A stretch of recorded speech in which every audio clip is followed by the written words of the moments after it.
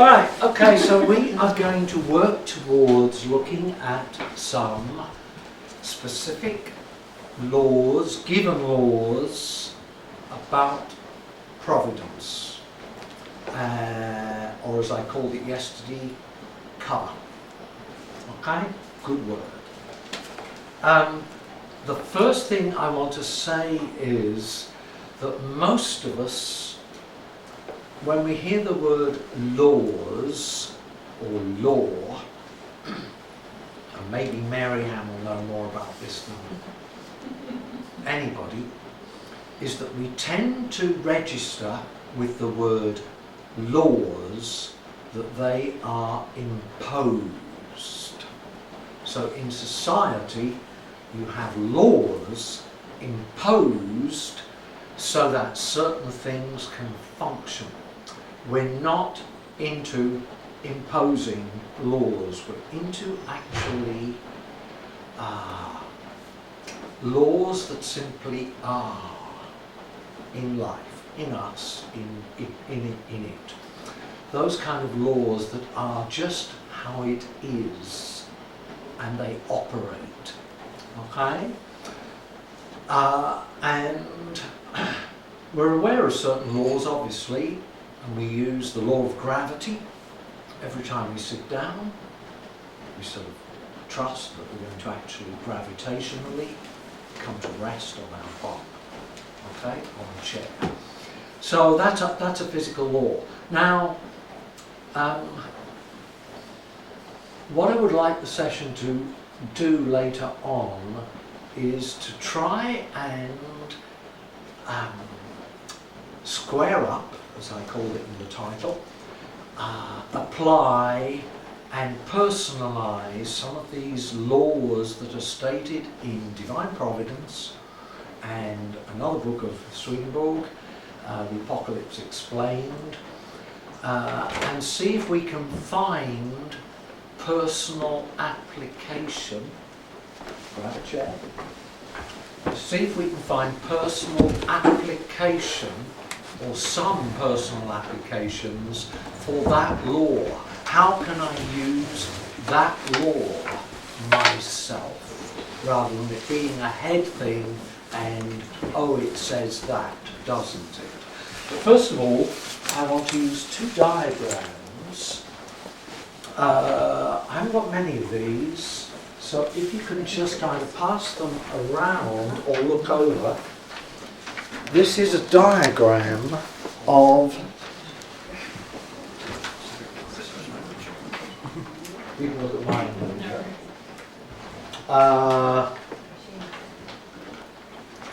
At the top it should say copyright 2000 David Cook.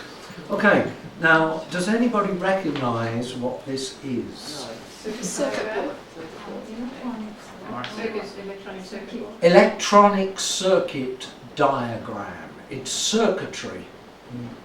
And I'm showing you this first of all to show you that our personal being, our spiritual level, our spiritual life is complex and is being regulated all the time by adjustments and fine-tuning so that, and we know nothing about this, so that things are happening and changing and tightening up or loosening up in us as we just go about our business and do our thinking and feeling.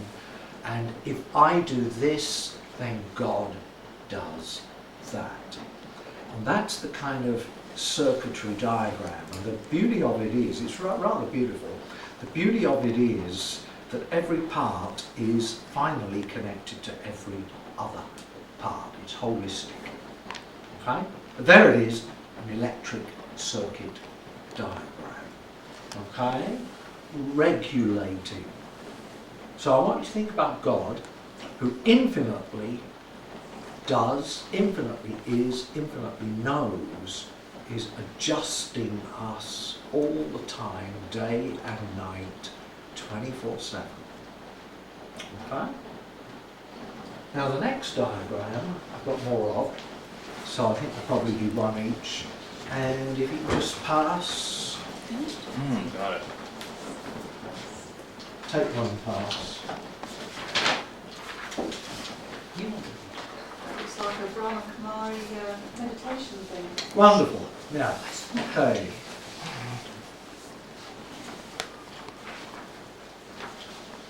I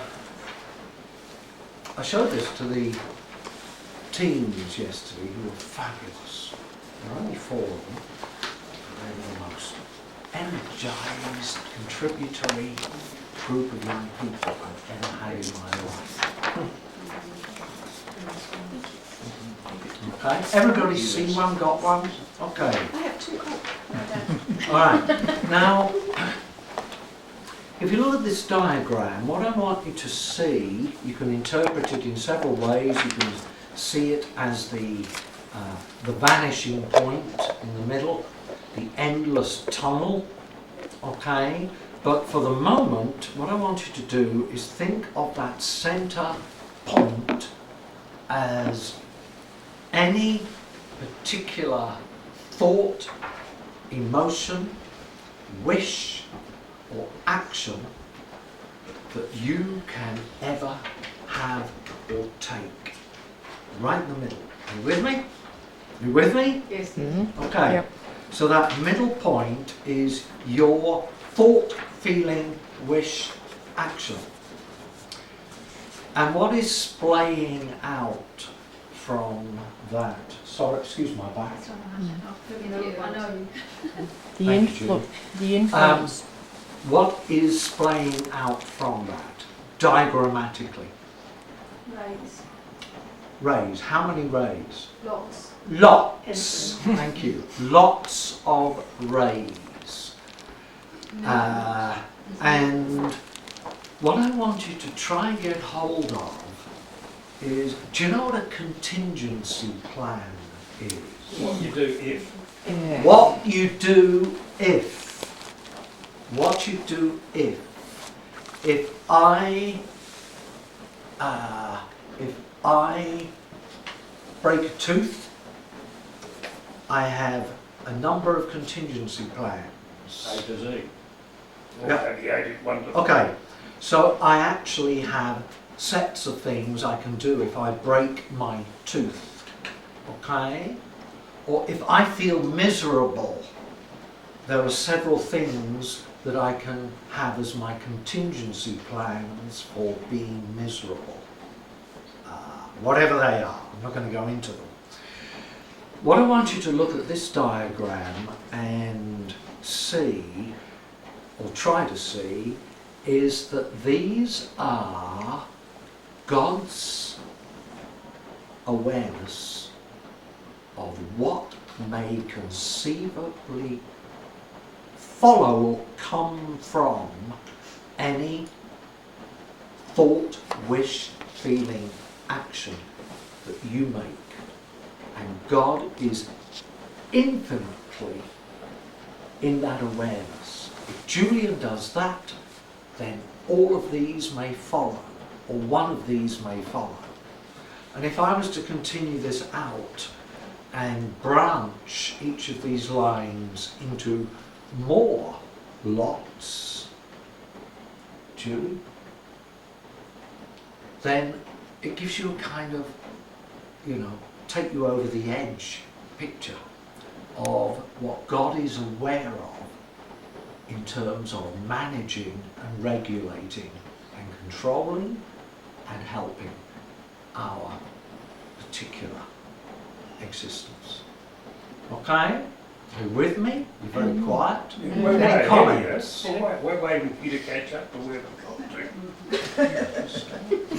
It's Julie. It could be 3D, isn't it? It's 5D. it's whatever D you want to call it, but I mean it's vanishing point, or it's No, but it would just be every direction, not just 2D. true. It's every direction. As soon as you start dealing with I suppose. the infinite, you cannot portray it, because we can't do that. Swedenborg is saying so often, I cannot put this into human language. Okay? It's impossible for it to be actually expressed meaningfully, no, not meaningfully, adequately in human language. So, sorry, infinite is not finite. Infinite is not finite. The word infinite means not finite. Yes, that's right. Okay. But from our end, it's good for us to actually try and glimpse what infinity might be like in that sense.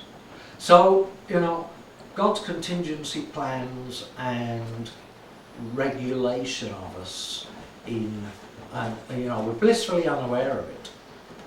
There are times when we might actually sense something, you know, I won't go into an example, but generally we're actually not aware of God managing and regulating our individual actions, thoughts, wishes and feelings.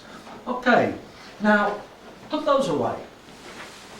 Okay, put those away.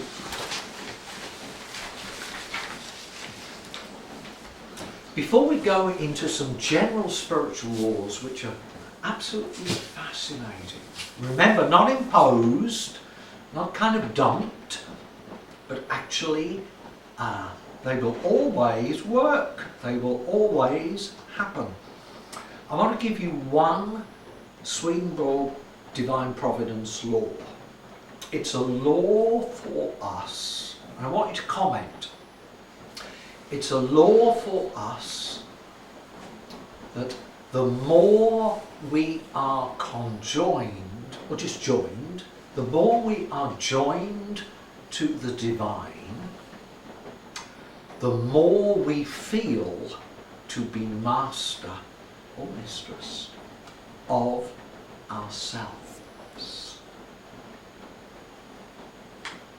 And the completion of the law is, and therefore, as a result of that, we feel more joined to the Lord. So listen to the whole law again, and in any way you want to. We're trying to personalise this stuff. I want a few of us to comment. It is a law for us. The more we are joined to the Lord, the more we feel to be master of ourselves. And yet the more we feel joined to the Lord. Has that made your brain hurt? I would have thought the opposite would have been true. Go on. So, if we feel conjoined to the Lord, then we would forget ourselves. And the more that we conjoin, the more we are aware of the Lord and not of ourselves. Okay, do you agree with Margaret? Or do you... Yeah, yes, yeah. Because you feel as though it's the Lord, you're more a vessel or a channel where the Lord is coming through you, not in that respect, so you lose that sense of self. Okay. Sorry, go ahead. Todd?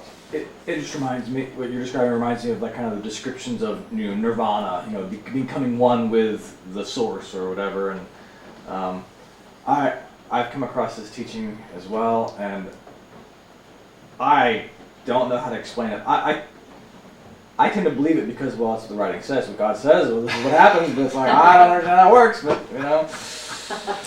So is it... Stick with the statement. Hang on, one at a time. David? Yeah, so I like to always come back to first principles, and first principle of love is to give all that it has to another. So in order to give to another, there has to be one that is other. And so the closer you get to the Lord, the more you can receive that aspect of Him flowing out, which is to give you more of Himself and for you to experience the blessedness of that giving. So so you become more and more a seemingly autonomous, independent being, but knowing that you are more fully conjoined. Yep. So, but Okay, we're getting places. Core. well, just the personal experience of that, it reminds me of the phrase in the Bible as well, that they may have life and may have it more fully. You know, is that joining it back to the talk this morning about wisdom as well, is that the more you're in the Lord, the more you see what is good and true. The more you see both sides of the coin, the more you have the choice to make the right decision. The more you recognise what is the right thing to do and are free to do what is the right thing to do.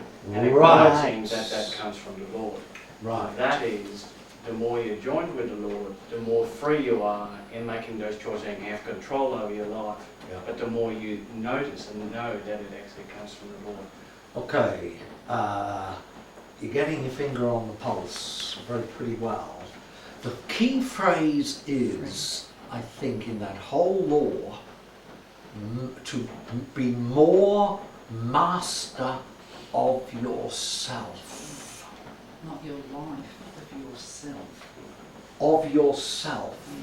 And choices, and freedom, and responsibility, and sense of self-worth, and so on, are what God wants us to have the most. Okay? So Todd mentioned nirvana. Nirvana is a slippery teaching. Liar, liar. Okay? It's a slippery teacher because it actually kids us, nirvana, and I'm sure there's truth in it, but nirvana is about the loss of self and the merging with the infinite. Whereas Swedenborg, putting a law like this, and in fact everything in Swedenborg is about more self-individualization, so that Stan is more Stanish, more Stan-like, and But not down with Julian, just up with Stan. But Julian's up with Julian. that's right. So that, you know, And the rest of us, of course. and the rest of us, of course, so that we actually are, by acknowledging the divine as the source of life, and this is heaven and hell to a T. The angels think of God as the source of their life, but they're free to actually operate and act and choose and live and love who they are and so on, as a result of this joining with the Lord leads to mastery of oneself. Beautiful law. May I just add something too, because I feel it's kind of incomplete without adding the other element to it, which David touched upon, which is the freedom comes from the ability to express one's love. And the love from the Lord is a love towards others and the saving of the human race. So it's a giving and an outward focus towards others. Yes. That is limitless in the Lord. And if you accept that, then you're able to express that is limitless. I mean, it's not quite limitless, but the source is limitless. Whereas if you go the opposite, then you focus on yourself. All you're looking at is gathering in, which is very, very limited. And that's the enslavement or the freedom. Yeah. Yeah, sorry. Thanks, Cor. The word paradox means that something is really true because it's twice true, or contradictorily true. And that law is a paradox because it goes against our senses and it goes against our normality of the more you're this, the less you're that. The more you're that, the more you're going to be this. Okay? So it's a paradox, and I think, you know, we just have to kind of play with it a bit and let it actually kind of sit and work for us. Okay, I don't want to dwell on this too long, but that's a kind of law. And if you take that law and say to yourself, how can I actually do something with that? What difference does it make to me?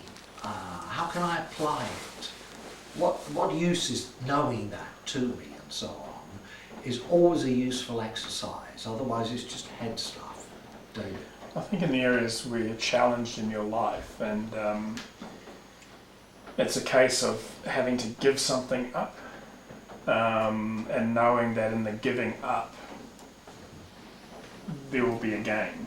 I mean, you can know that, it's still difficult emotionally to actually function from that, but that idea can support our ability to give things up that aren't really beneficial, but maybe are something that we really are affectionately tied to in some way.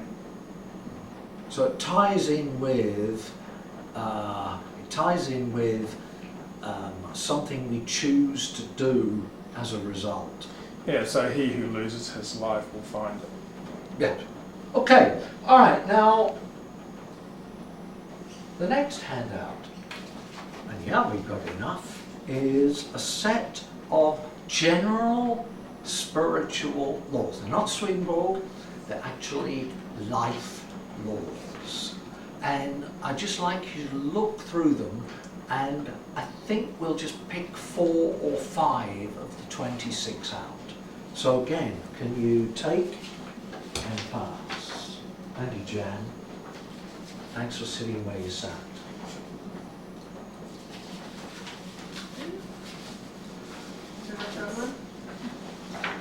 And these are sweet.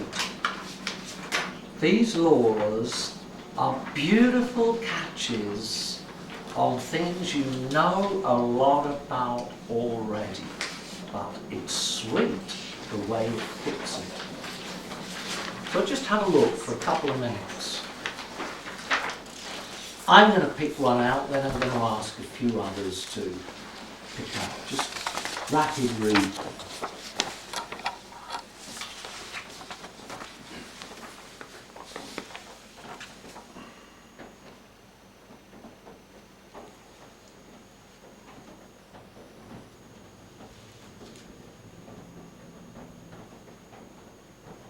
The law of attractions. Hang on. People are reading, Julie. Okay?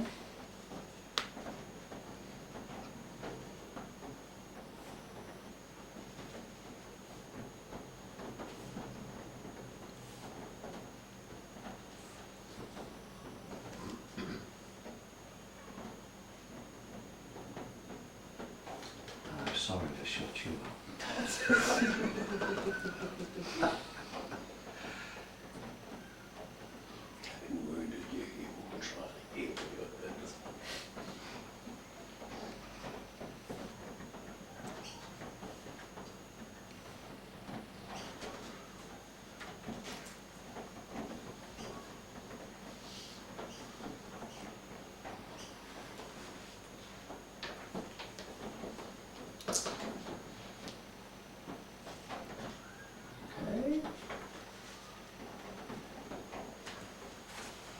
Okay, I'm going to start and pick one out and comment on it. But do you like them? Yes. Yes. Good, aren't they? You resonate with them. Hey, yeah, how true that is. Now, I'll come to you in a minute, Julie. Okay? I want you to look at W. It's A to Z. W, the law of non-resistance. Now listen to this. When we are in non-resistance, we tend to shorten the time of reaching our goal. So resistance drags. Cooperation accelerates. Non-resistance is cooperation. Mary? Non-resistance is cooperation. That's right. Non-resistance. So therefore, it's not correct. One of the first things that we do, and David taught me this, one of the first things we do when we come across a new truth is to say, I want that, and very soon afterwards there'll be a resistant something which is fighting us wanting that. Okay? Well, they can't afford it. Okay. Sorry. It's like in the Lord's Prayer, and I don't want to go into a discussion of that, but in the Lord's Prayer it says, lead us not into temptation. And we go, the Lord doesn't lead us into temptation. Lead us not into temptation, I think, is a reminder that if you are going to follow the Lord your God, you are going to experience temptation. It's going to rise up and hit you somewhere. And it will feel like it's God. Okay? So resistance is an expectable commodity whenever growth or choice becomes active in us. So I go a long way with W. When we're in non-resistance, when we go with the flow, we tend to shorten the time of reaching our goal. Okay, anybody else pick one? Julie, you want to pick one out? Well, the law of attraction. So, you know, it's where your mind goes, the energy flows. So, you know, often, if you're looking for a pair of red shoes, you see everyone wearing red shoes. Mm-hmm. These are almost universally religious, if you follow me. These are not denominational. These are actually universals. Okay. Anybody else got one that attracts them? Sylvia, The law of nourishment. can you give us the letter? M. Thank you. Bottom of the first column. Right, read it out. Whatever emotion you feed, you strengthen. Okay, do you want to Yeah, comment? well, the more, say you're trying to get rid of fear, the more attention you pay to that fear, the more that fear is present. It's the same with thoughts. You feed it. Yeah.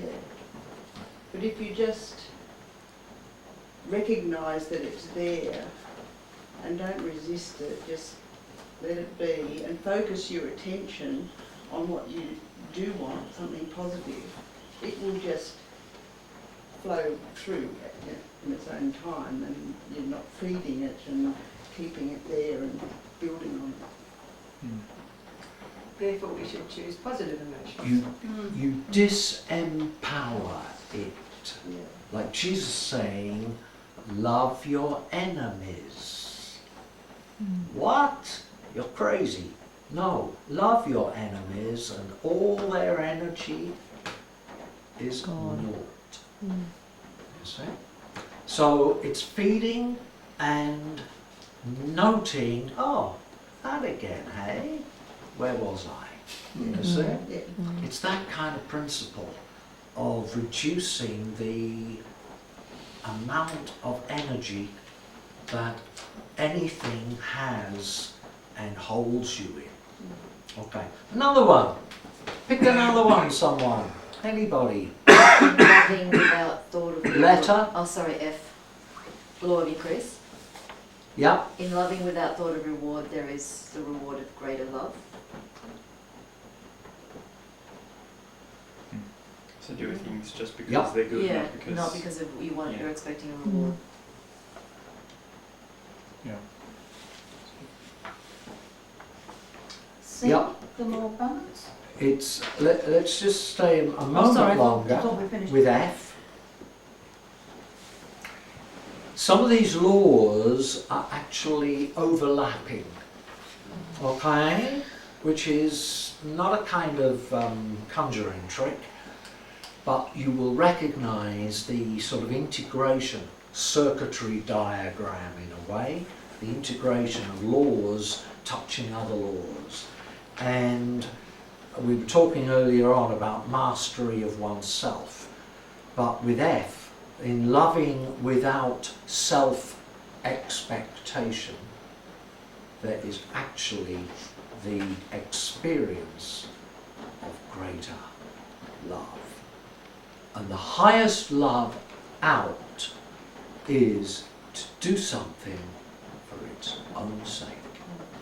It's pure. Okay? Not to do it because you might be punished if you don't, not because somebody's going to reward you, not because you've been told to do it. No, get through all that stuff, just do something for its own sake. And that's a high up, you know? And you're not in that, you're just participating in that and letting it be. Okay, one more. Jen. The Read it out. The law of healing. All things and beings can heal by drawing on and transferring the source of perfect divine life, which I also see as being linked to W, the law of non-resistance. I can't hear you, sorry. I also see as being linked to the W, the law of non-resistance. So, as we were saying beforehand with placebo effects or whatever, you actually, I said about the body's power of healing itself, where it's not actually the body, it's the drawing of divine energies for that healing to take place. But sometimes the healing is not necessarily supposed to take place, in which case the law of non-resistance links to it. So perhaps the end result will lead you to what you're desiring truly or inwardly by not being healed. Does that make sense? Yeah. Yeah. Can I add to yours a little small one? Like waiting for the kettle to boil. If you stand there and wait, wanting it to hurry up, there's a resistance in your mind. So if you just go around, relax, and before you know it, it's already whistling at body. So you're not creating any resistance to the time it's taking. So you're letting it do get its own way. Yeah. So the time seems very much shorter than waiting for you hurry and trying to hurry it up. Then, Right. you know? Very good. Yeah. Very good. Okay, we're sort of picking up nicely on the sort of reality of these operative laws. Okay? Just coming back to you, Jen, I believe with all my heart that every time we think of God, we get a healing. Okay? So just to bring God into us will heal us. Okay? And to allow that to do its healing as it will be done. Yes.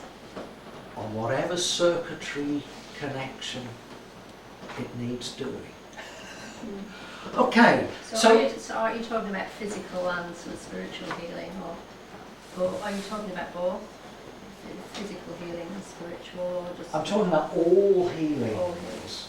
I would say that if you've got a boil or abscess and you bring God consciously into your thought and heart, then you can expect, you can't guarantee, because it might be an indirect thing, but you are connecting that problem point with the source of all life.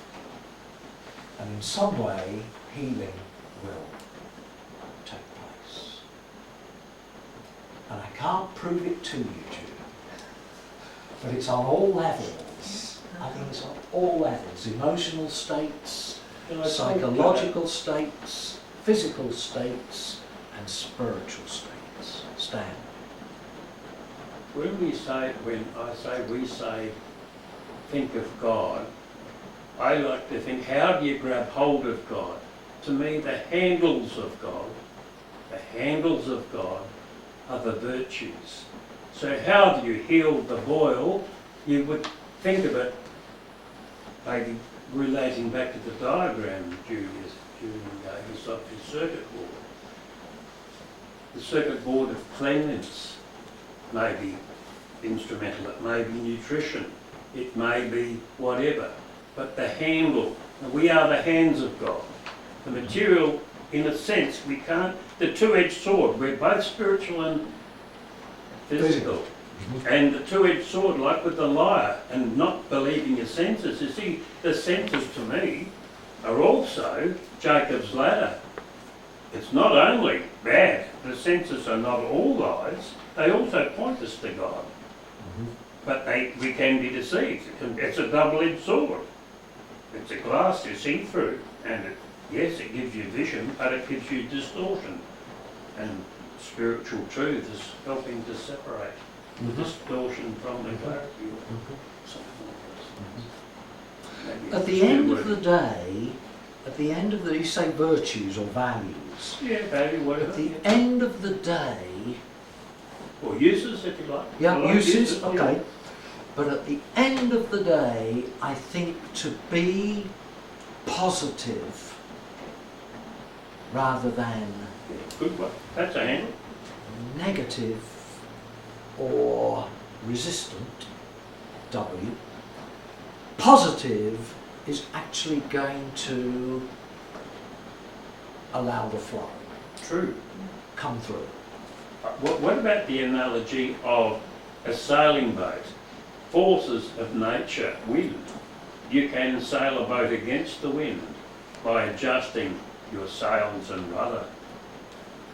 So to my mind, it's adjusting our consciousness to the forces of nature, which are in fact the forces of God.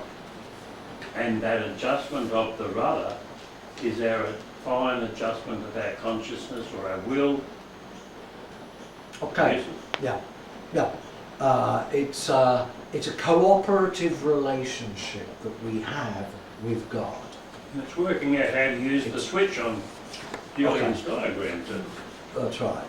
And the main. May I just ask one question on Jan, this? go for it. Just in the first paragraph, it says, in the new church we have the laws of divine providence which change. Yeah. I'm in the dark here, they change. Which laws of divine providence change? That's probably my bad wording.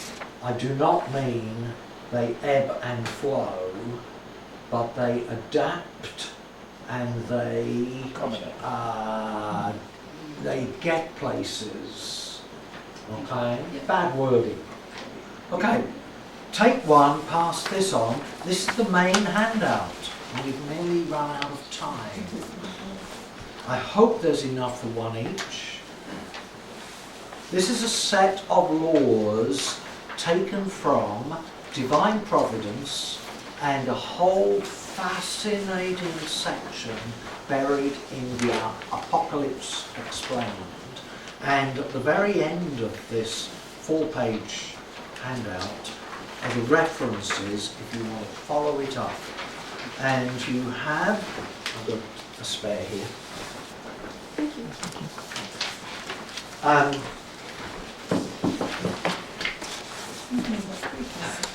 Thank you. What you have here are 15 laws, and the first 5 laws are the 5 main laws that are given in Divine Providence. And then you've got 10 laws which are taken from the other work of Swedenborg, the Apocalypse Explained. And You wouldn't even know they were there, but what a fabulous amount of cover information is given in the Apocalypse. Okay, now the point of this, and we'll just go as far as we wish to go, the point of this is to actually become involved with it. The law, each law is a stated operative law. It works.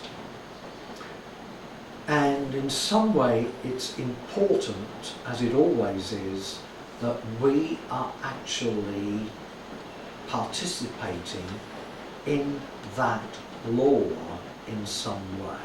Not just giving it the nod and saying, oh yeah, I'm glad I know that. But actually doing something with it. Okay, now we're not going to go through the 15, of course, because that's too many. But I would like us to look at a few of these, and you can carry on your own. Will you carry on your own, or will this go home at the bottom of your suitcase and be filed away? No, Julian. No, we're going to. We will pursue this. Right, get on with it, Julian. Now, take as a case in point the very fundamental first law and the use of this law for us. 1, 2, 3. It's a law for us that we are to act in freedom and that we are able to reason things out. It's a law for us that we are to act in freedom and that we are able to reason things out. How can we use that? Don't get it complicated. Start with some obvious stuff. The law of allowing. The law of allowing. I still The can't law hear. of allowing, The law of allowing. which is a sheet. Yeah, connects. But try and put it in an I can then way. If this law is that you can act in freedom and that you are able to work things out, then I can Do the right thing. Yeah, choose. Do the right thing. speak up, Do the right thing. do the right thing, okay? Think I can do what I know is right. Right. I can think in I my can mind what is right. Think. I do not need Todd, David, Julian to tell me what to do. I can actually see, understand and start something going.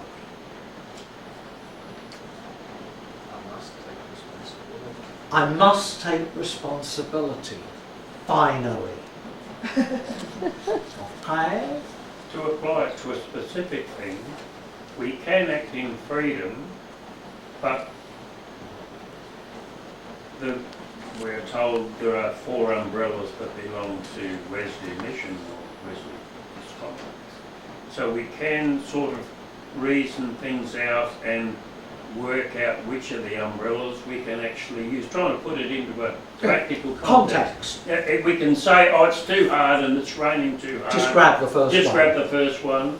Or we can really make effort to plan out, maybe share the journey with someone else with the Wesley umbrella. Sure. So Sure. that's the sort of putting Sure. it to specific application. Sure. Rather than saying, oh, it's too hard. Oh, God reigns on the just and the unjust all the same. Glad you're here, Paul. Freedom and reason are crucial. And the more we face up to owning them, the more we're going to start things happening. Okay? And if David says something that I violently disagree with, I have the freedom to confront, I have the freedom to hold my peace, and it's my freedom to actually, using reason, to think whether I'm going to demolish David Sack me. or whether David is then Getting rather going to uncomfortable demolish in It is, isn't And it? we're You're in the hot back seat. to wisdom. Love and wisdom. Love seeks everything wisdom deserves. Okay, that's freedom and reason. Okay, one or two more. Okay, and I've put these into Julian language. I can see that. Without taking out all It's the getting a bit hard, political here, you know. I'm coming in the midst of it. I've taken out all the hard words. Okay, the second law. Judy, read the second law out. It's a law for us that we put a stop to bad things in our life and our minds because they're against God. Only if we do this can God deal with deeper things we're not even aware of. Okay. Did you get it? Cease to do evil, learn to do good. Do you get it, Judy? We stop doing things that we know about, that we become conscious of. Don't like that. Send it packing. Or, I know it's going to come back, but I know it's quality. So, I'm not going to be taken on by it. Okay? We put a stop to bad things in our life and our minds because they're against God. It's unworthy. It stinks. Only if we do this, only if we do this stuff, only if we do this stuff can God deal with deeper things in us that we're not even aware of. In other words, you have to make the effort to stop doing them before he'll help us. Yep. Before it can Start help us. thinking about what kind of person David Robinson is. And we're all like that too, David. Okay? We're all human. There's a word. We're all, let's say, afflicted. We're all afflicted with things by our nature that we know are there, we can't get rid of, and we would ideally not like to have them, but there they sit, and we have to actually manage them. And if we start doing that, really, then God can actually get through and start tweaking deeper things that are going on underneath. And the last thing we should ever do, you want to hear Ruth on this, stop going into all your possible motives. You'll drive yourself nuts going into possible motives for thinking, saying, doing, feeling. Leave those alone and deal with what you've got in your mind, which is more on the outside. Mary, you're looking fraught. Apparently motivation, or the person's motives, are what the Lord looks at. Yeah, but So they're the most important thing. What the Lord looks at, Yes. because it's his prerogative to deal with those. So if our motive is to follow the Ten Commandments because we love the Lord, then we know what our motives are. But you don't know about the motives that might be causing you to have those motives.